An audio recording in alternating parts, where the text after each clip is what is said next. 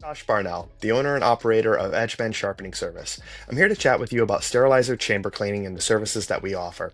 Sterilizers, or autoclaves, are the backbone of the sterile processing department's toolbox.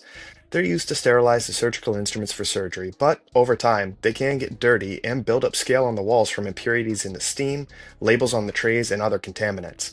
That buildup can cause cold spots, wet packs, and even failed validation tests and inspections. That's where we come in. Our cleaning service utilizes a chemical and mechanical process to remove the unsightly buildup and scale and bring your units to a like-new condition. By coupling our proprietary polishing tools and methods, we are able to clean and derouge the chambers, producing a result that will boost the efficacy of your sterilizers and prepare you for your next inspection.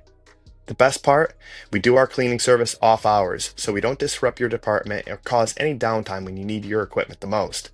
If you're interested in learning more about our sterilizer chamber cleaning service, please don't hesitate to reach out. We'd love to chat with you and help you get your sterilizers back in tip-top shape. Thanks for your time and have a great day.